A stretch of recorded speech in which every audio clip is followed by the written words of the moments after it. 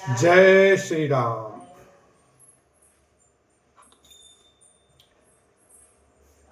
हृदय न बिदिरेऊ पंकज में बिचरत प्रीतम नीरु। जानत हो मोई दीन विधि यहु जातना शरीरु। लखन सिया राम जय जय राम। प्रियतम श्री राम जी, रूपी जल के बिछुड़ते ही मेरा हृदय कीचड़ की तरह फट नहीं गया। इससे मैं जानता हूं कि विधाता ने मुझे यह यातना शरीर ही दिया है जो पापी जीवों को नरक भोगने के लिए मिलता है। एहि विधि कारत पंथ पछितावा तम सातीर तुरत रथुआवा। वेदा किए करि विनय निषादा फिर पाए परि विकल विषादा। सुमंत्र इस प्रकार मार्ग में पछतावा कर रहे थे। इतने में ही रथ तुरंत तमसा नदी के तट पर आ पहुंचा। मंत्री ने विनय करके चारों निषादों को विदा किया। वे विषाद से व्याकुल होते हुए समुद्र के पैरों पकड़कर लौटे। बैठत नगर सचिव सकुचाई जन मारे सुगुर बाभन गाई। बैठी बेटा पैतर देवा सुगवावा सांझ समय तब अवसर पावा। नगर में प्रवेश करते मंत्री ग्लानि के कारण ऐसे सकुचाते हैं मानो गुरु ब्राह्मण या गऊ को मारकर आए हों। सारा दिन एक पेड़ के नीचे बैठकर बिताया। जब संध्या हुई तब मौका मिला। अवध प्रवेश कीन अंधियार पैठ भवन रथुरा की दुआर। जिन जिन समाचार सुनी पाए भूप द्वार रतु देखन आए। अंधेरा होने पर उन्होंने अयोध्या में प्रवेश किया और रथ को दरवाजे पर खड़ा करके वे चुपके से महल में घुसे।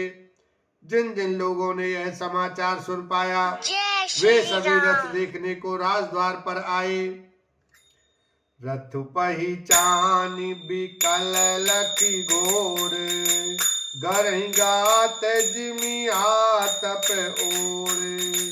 नगर नारी नर व्याकुल कैसे निगटत नीर मीन घन जैसे। रथ को पहचान कर और घोड़ों को व्याकुल देखकर उनके शरीर ऐसे गले जा रहे हैं, क्षीण हो रहे हैं जैसे घाम में ओले। नगर के स्त्री पुरुष कैसे व्याकुल हैं जैसे जल के घटने पर मछलियां व्याकुल होती हैं। सचिव आगमन सुनत सबो विकल भयउ रनिवास। भवन भयंकर लागते मानव प्रेत निवास। लखन सिया राम जय जय राम। मंत्री का अकेले ही आना सुनकर सारा रनिवास व्याकुल हो गया। राजमहल उनको ऐसा भयानक लगा मानो प्रेतों का निवास स्थान शमशान हो। अतियारती सब पूछी रानी उतरु न आव विकल भई वाणी। सुनई न श्रवण नयन नहीं सूझा केहु कान पुते बूझा। अत्यंत आर्त होकर सब रानियां पूछती हैं पर सुमंत्र को कुछ उत्तर नहीं आता। उनकी वाणी विकल हो गई, रुक गई है। न कानों से सुनाई पड़ता है और न आंखों से कुछ सूझता है। वे जो भी सामने आता है उससे पूछते हैं कहो राजा कहाँ हैं। दासिन दीख सचिव बिकलाई कौशल्या गृह गई लवाई। जाई सुमंत्र दीख कस राजा अमी अहित जनु चंद विराजा। दासियां मंत्री को व्याकुल देखकर उन्हें कौशल्या जी के महल में लिवा गईं। सुमंत्र ने जाकर वहां राजा को कैसा बैठे देखा, मानो बिना अमृत का चंद्रमा हो। आसन शयन विभूषण हीना, पर भूमि तल निपट मलीना। लियो सासु सोच एही भांति, सुरपुर ते जनु खसे जजाति। राजा आसन, शैया और आभूषणों से रहित बिल्कुल मलिन उदास पृथ्वी पर पड़े हुए हैं। वे लंबी सांसें लेकर इस प्रकार सोच करते हैं, मानो राजा ययाति स्वर्ग से गिरकर सोच कर रहे हों।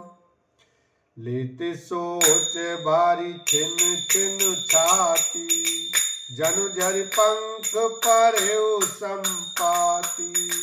राम राम कह राम सनेही, पुनि कह राम लखन बैदेही।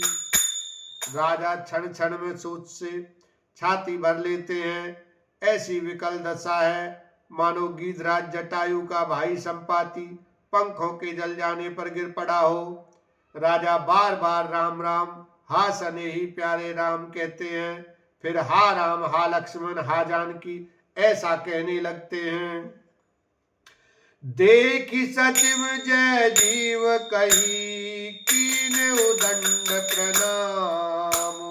सुनते उठे व्याकुल नृपति, कहु सुमंत्र कह राम लखन सिया राम जय जय राम।